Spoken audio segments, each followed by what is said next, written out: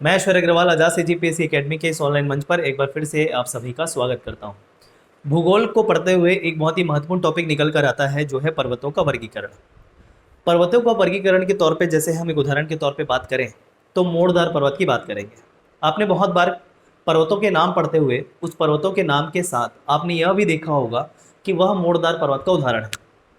ये जस्ट एक पर्वत का वर्गीकरण है और जिसे हम डायरेक्ट उदाहरण के तौर पे रट के आगे बढ़ जाते हैं बिना समझे।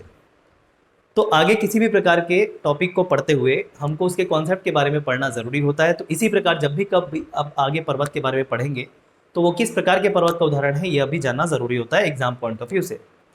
दो कॉन्सेप्ट के बारे में भी बात करूंगा जिसे आप बार बार भूगोल के अंतर्गत पढ़ते हैं, जो है भ्रंशन और वलन, जिसको हम फॉल्ट और फोल्ड कहते हैं। इसके भी उदाहरण के साथ सारी बातें हम पढ़ने वाले हैं आज की क्लास में। चलिए शुरू करते हैं पर्वतों का वर्गीकरण।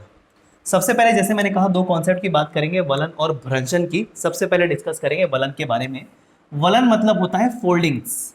इसे सामान्य बोलचाल की भाषा में कहे तो ये होता है मोड़। ठीक है, मोड़ या वलन, जिसको इंग्लिश में फोल्ड कहा जा रहा है, ये है क्या? देखो, पृथ्वी की सतह पर जब विपरीत दिशा से संपीड़न बल कार्य करता है, मतलब कॉम्प्रेसिव फोर्स, मतलब दबाव बल, तो पृथ्वी की सतह मुड़ जाती है।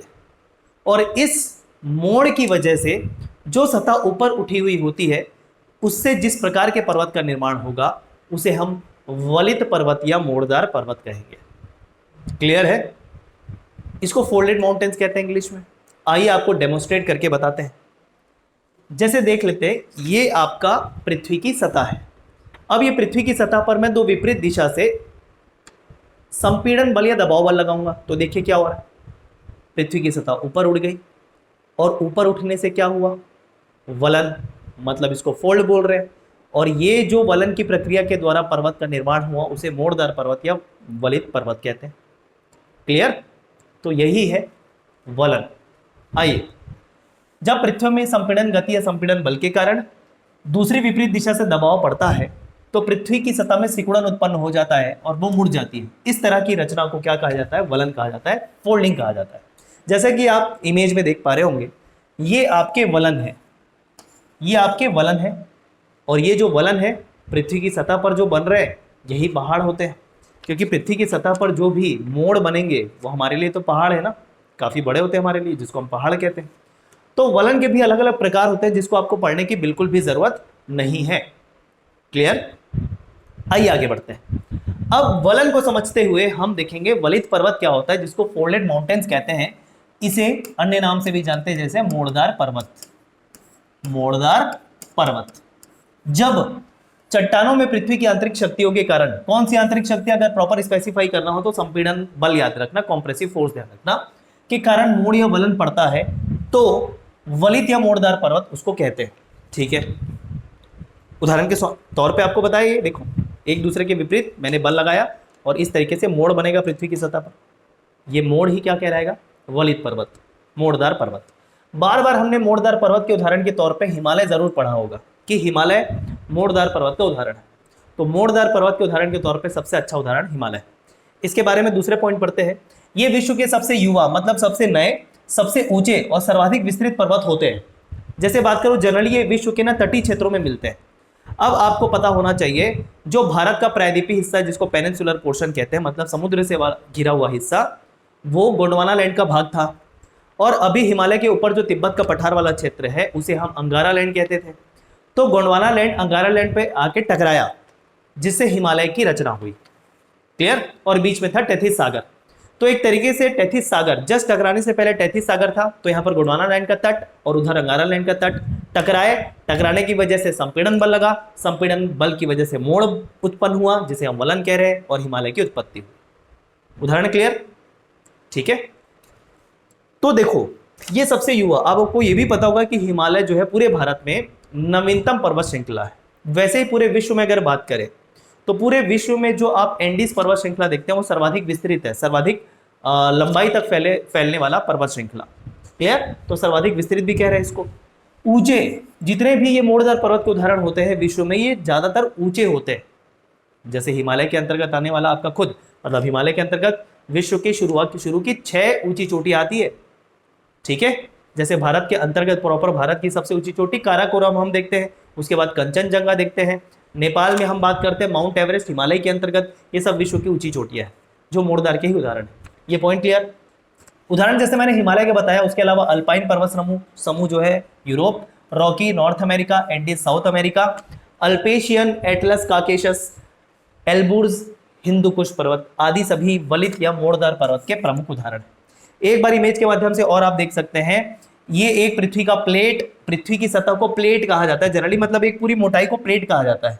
तो पृथ्वी की एक प्लेट पृथ्वी की दूसरी प्लेट से जब टकराएगी, विपरीत दिशा में संपीड़न बल कार्य करेगा, तो इस तरीके से मोड़ उत्पन्न हो जाएगा और इस प्रकार बने पहाड़ को वहीं बोलेंगे मोड़दार पहाड़, मोड़दार पर्वत या फोल्ड माउंटेन्स। क्लियर, ठीक है।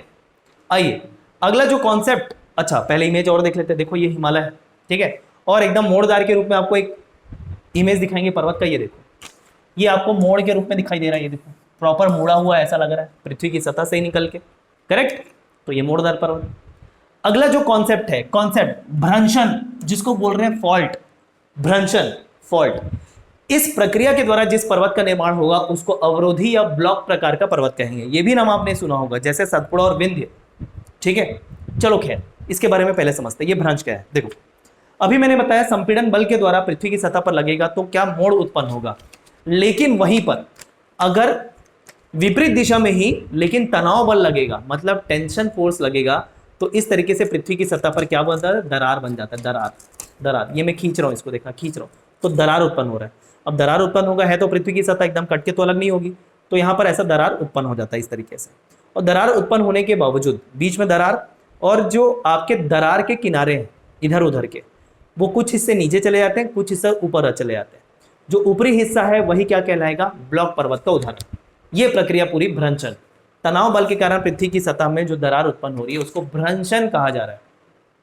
जब हम नर्मदा नदी के बारे में पढ़ते हैं तो नर्मदा नदी के बारे में जरूर एक लाइन पढ़ने को मिलती है कि ये भ्रंश घाटी में बहती है। अब भ्रंश घाटी बोलने का मतलब है वही पृथ्वी की सतह पर जो दरार उत्पन्न हुआ उससे जो घाटी निर्मित हुई जहां से नर्मदा नदी बह रही है वो भ्रंश घाटी कहलाई। और इसी प्रकार नर्मदा जो है भ्रंश नदी का उदाहरण है, भ्रंश घाटी में बहने वाली नदी का उदाहरण। तो भ्रंशन समझ में आया, आइए पढ़िए। जब भी प्लेटों में खिंचाव मतलब टेंसाइल फोर्स अधिक बढ़ जाता है तब शिलाओं पर दोनों पार्श्व से, दोनों हिस्सों से पड़ा दबाव, अभी अब दबाव लिखा है खिंचाव तो आप कंफ्यूज मत होना। कुछ स्थिति में ऐसा होता है कि दबाव की वजह से भी प्लेट इधर उधर खिसक जाते हैं दबाव की वजह से, लेकिन ज्यादातर ये जो बल है ये तनाव बल के कारण होता है, टेंसाइल फोर्स के कारण। ज्यादातर कई बार हो जाता है कॉम्प्रेसिव फोर्स भी, एकदम जरूरी कंडीशन नहीं है कि टेंशन फोर्स ही होना चाहिए। बस जो सतह है वो ना इधर उधर खिसक जाएगी। देखो ये एक नीचे आ गई, ये सतह इस वाली सतह जो है ये वो नीचे चली गई, इधर जो सतह है वो आजू बाजू खिसक गई। किसी भी प्रकार से जो दो प्लेट्स हैं पृथ्वी के, सतह जो है वो खिसकने की वजह से बीच में दरार, ये जो ये क्रिएट हो जाएगा ना, ये दरार कहलाएगा, दरार, ठीक है, जिसको फॉल्ट कह रहे हैं। ये जो बीच में क्रिएट हो रहा है इसको फॉल्ट बोलते हैं, फॉल्ट, भ्रंशन, ठीक है, क्लियर। और टाइप्स ऑफ फॉल्ट बिल्कुल आपको पढ़ना नहीं है, जैसे मैंने बोला टाइप्स ऑफ आपको फोल्ड भी नहीं पढ़ने। तो शक्ति के बाहर होता है तब शिलाएं उनके प्रभाव से विस्थापित हो जाती है, टूट जाती है। एक और शिलाएं दूसरी ओर की शिलाओं की अपेक्षा या तो नीचे चले जाती है या तो ऊपर चले जाती है। ऊपर चली जाएगी तो बनेगा पर्वत, पृथ्वी की सतह की बात कर रहे हैं, ऊपर ऐसे थोड़ा मोड़ा थोड़ी जाएगा, अच्छा खासा चल जाएगा, पर्वत बन जाता है। और इसी प्रकार के ऊपर जाने से, किसी सतह के ऊपर जाने से जो पर्वत का निर्माण होगा वो कहलाएगा क्या, ब्लॉक पर्वत, जो अगला ही प्रकार है, ब्लॉक या अवरोधी पर्वत। क्लियर एकदम, ठीक है। नीचे चले जाएंगे तो आपका सतह जो नीचे थोड़ी दिखेगी आपको, और बीच में जो दरार है वो घाटी भी बन जाती है। क्लियर है। आइए ये देखो, ये आपको दरार नजर आ रहा है, ये दो सतह, क्लियर है। तो अगला ही ब्लॉक पर्वत का उदाहरण है ब्लॉक माउंटेन्स। इसको अवरोधी पर्वतों के नाम से भी जाना जाता है। निर्माण तनाव या खिंचाव की शक्तियों के द्वारा उत्पन्न होता है। हमको कॉन्सेप्ट हमने देख लिया तो हमको अब ये क्लियर। खिंचाव के कारण धरातली भागों में दरारें या भ्रंश पड़ जाती है, जिससे धरातल का कुछ भाग ऊपर कुछ भाग नीचे। अब जब आपने भ्रंशन पढ़ लिया तो वही सारी चीजें। इस प्रकार दरारों के समीप ऊंचे उठे भाग को ब्लॉक पर्वत कहा। पर्वत मतलब ऊंचा उठा भाग, क्लियर, ठीक। तो दरार या भ्रंश के कारण अवरोधी पर्वतों का निर्माण होता है, इसे भ्रंशोत पर्वत भी कहते हैं। नाम बस ध्यान रखते चलिएगा ना, कभी भी किसी नाम से पूछ देगा। अगर पूरे विश्व के उदाहरण के तौर पे बात करें तो यूरोप महाद्वीप में वोसेजस, ब्लैक फॉरेस्ट इसके उदाहरण है। पाकिस्तान में जो सॉल्ट रेंज है वो, इसके अलावा कैलिफोर्निया की जो सियरा नेवादा ब्लॉक पर्वत है वो, ये सब इसके उदाहरण है। भारत में बात करें तो आप सतपुड़ा पर्वत श्रृंखला, सतपुड़ा पर्वत श्रृंखला, विंध्य पर्वत श्रृंखला, ये सब इसके उदाहरण मान सकते हैं। लेकिन एक बात और ध्यान देना जो मैं भी कह रहा हूं, सतपुड़ा और विंध्य ब्लॉक पर्वत होने के साथ साथ यह एक अवशिष्ट प्रकार के पर्वत भी है जो आगे पर्वत का वर्गीकरण के अंतर्गत आता है। ठीक है, क्यों बताएंगे। ठीक, ये आपका देखो इस तरीके से अब ये जो दरार पैदा होगी ये काफी बड़ी भी हो सकती है। जैसे देख लो ये जो बीच है ये दरार है, और ये जो है आपके दो सतह जो है ऊपर नीचे दिख रहे हैं ये आपके ब्लॉक पर्वत के उदाहरण है। ये देखो प्रॉपर, ये नर्मदा नदी जो मैंने आपको बोला, ये नर्मदा नदी, ये एक तरफ आपका विंध्य रेंज, एक तरफ आपका सतपुड़ा रेंज, और इस प्रकार से दरार के इधर उधर जो सतह ऊपर उठी नजर आ रही है उसको हम बोल रहे हैं पर्वत, ब्लॉक पर्वत। करेक्ट। तो एक तरफ सतपुड़ा, एक तरफ विंध्य, बीच में नर्मदा नदी बहती है। ये जो बोल रहे हैं घाटी, इसको घाटी भी बोलते हैं। तो इस प्रकार के जो घाटी का निर्माण हो रहा है उसको भ्रंशन घाटी, और नर्मदा नदी इसी कारण भ्रंशन घाटी में बहने वाली नदी का उदाहरण है। भ्रंशन घाटी में बहने वाली नदी का उदाहरण। क्लियर। तो भ्रंशन क्लियर है। भ्रंशन या ब्लॉक पर्वत किसको कहेंगे, अवरोधी पर्वत किसको कहेंगे, क्लियर है, उदाहरण भी क्लियर है। ठीक, चलिए तो पूरा इमेज के साथ आपको समझाने की कोशिश करें ताकि कल के दिन में आप अगर ये सब पढ़ो तो आपको समझ में आए कि आप क्या पढ़ रहे हैं। जनरली रट के आगे बढ़ जाते हैं। करेक्ट। अगला गुंबदाकार पर्वत देखने को भारत में कम मिलता है, इंग्लिश में बोलते हैं इसको डोम माउंटेन्स। जैसा कि आप देख पा रहे हैं गुंबदाकार है, डोम जैसा दिख रहा है। करेक्ट। इसके उदाहरण विश्व में अगर बात करें तो दक्षिण डकोटा की ब्लैक पहाड़ियां, न्यूयॉर्क का एडी रॉन्डॉक पर्वत गुंबदाकार पर्वत का उदाहरण है। जनरली भारत में ये कम देखने को मिलता है, लेकिन इस प्रकार के कहीं भी पर्वत आपको दिखाई देंगे। सीधा कहना पृथ्वी की सतह इस आकृति के ऊपर उठ जाती, खत्म, वही है। और इसमें पीछे ज्यादा कोई कॉन्सेप्ट की बात नहीं होती। धरातली भाग जब चाप के आकार में ऊपर उठता है तो धरातली भाग, उस धरातली भाग को गुंबदाकार पर्वत कहते हैं। सिंपल, ठीक है ना। अब पृथ्वी की सतह में आप देखो कि कहीं ऊंचा कहीं नीचा, मतलब जो उच्चावच की बात करते हैं हम लोग तो वो होता है। ठीक है। तो इस तरीके से गुंबदाकार पर्वत, ये भी गुंबदाकार पर्वत के जैसे उदाहरण दिख रहे हो। ये गुंबद जैसा दिख रहा है, हालांकि बीच में ऐसा सबसे ऊंची भाग में आपको नुकीला हिस्सा भी दिख रहा है, तो गुंबद भी तो वैसा ही होता है। अगला जो पर्वत आपको प्रकार पढ़ना है अवशिष्ट पर्वत, बहुत इंपॉर्टेंट, क्योंकि ये भी भारत में पाया जाता है और इसका सबसे प्रमुख उदाहरण है अरावली। इसका सबसे प्रमुख उदाहरण है अरावली। ठीक है, राजस्थान।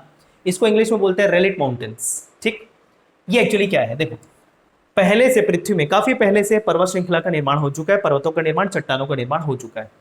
अब पहले के, बहुत पहले के जो पर्वत है, जो एकदम पृथ्वी के, जब पृथ्वी का जन्म ही हुआ था उस समय से अगर पर्वत है, धीरे धीरे धीरे वायुमंडल के द्वारा, वायु के द्वारा, जल के द्वारा उसका अपर्दन होते आ रहा है।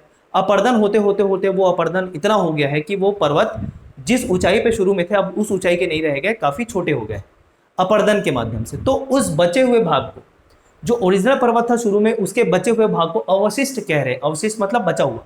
ठीक है, तो वही है। अपर्दन शक्ति द्वारा पर्वतों के अत्यधिक अपर्दन मतलब इरोजन के कारण ये कटकर नीचे हो जाते हैं, उनकी हाइट कम हो जाती है, धीरे धीरे अपर्दन होकर ये, इनकी हाइट कम हो जाती है, कटते जाते हैं। ठीक है, इसी को कहते हैं घर्षित या फिर अवशिष्ट पर्वत। उदाहरण जैसे मैंने बोला अरावली सबसे महत्वपूर्ण है। अरावली पर्वत जो है भारत का प्राचीनतम पर्वत श्रृंखला है, भारत का।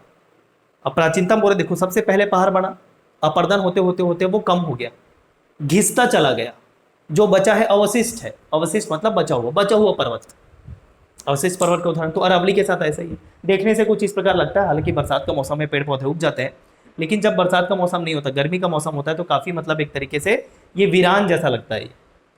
वाकई में इसमें बहुत सारा चीज अपर्दन हो गया, अपर्दित हो गया, इस तरीके से भी नजर आता है। कभी आप राजस्थान जाएंगे तो जिस प्रकार की पर्वत श्रृंखला मिलेगी, देखेंगे उसको, आप लगेगा बिल्कुल। ठीक है, उसके अलावा जैसे मैंने बोला विंध्याचल और सतपुड़ा जो है वो ब्लॉक पर्वत का भी उदाहरण है, क्योंकि भ्रंश, आपके भ्रंशन जो दरार पैदा हुई थी उसके किनारों पर मिलते हैं, तो ब्लॉक पर्वत भी हुए। साथ ही साथ ये भी काफी प्राचीनतम है क्योंकि प्रायद्वीपीय हिस्से में है। प्रायद्वीपीय हिस्से में जो भी आपको भूस्थलाकृति मिलेगी वो सारे प्राचीनतम होंगे। तो ये प्राचीनतम पर्वत श्रृंखला है सतपुड़ा और विंध्य। धीरे धीरे इनका भी अपर्दन होता गया समय पर। ठीक है, और एक अवशिष्ट पर्वत के रूप में बच गए। तो विंध्य और आपका सतपुड़ा दोनों आपके ब्लॉक के साथ साथ अवशिष्ट पर्वत के भी उदाहरण। अरावली, इसके अलावा महादेव, अमरकंटक, पार्श्वनाथ अवशिष्ट पर्वत के ही उदाहरण है। अभी एक और चीज बोला जाता है, जो वर्तमान में अभी अभी नए पर्वत बने हैं ना, वो भी अपर्दित होकर बाद में क्या बन जाएंगे, अवशिष्ट पर्वत बन जाएंगे, क्योंकि अपर्दन तो हर किसी का होना है धीरे धीरे। करेक्ट है, ये बहुत इंपॉर्टेंट बात बता रहा हूं, ध्यान से सुनिएगा। अगला जो पर्वत का प्रकार है, वर्गीकरण है, वो है ज्वालामुखी पर्वत। भारत में अभी तो अब नहीं है, क्योंकि कोई भी भारत में सक्रिय ज्वालामुखी नहीं है। भारत के मुख्य द्वीप की हम बात कर रहे हैं। जिसको वोल्केनिक माउंटेन्स कहते हैं। कहाँ मिलेगा जनरली?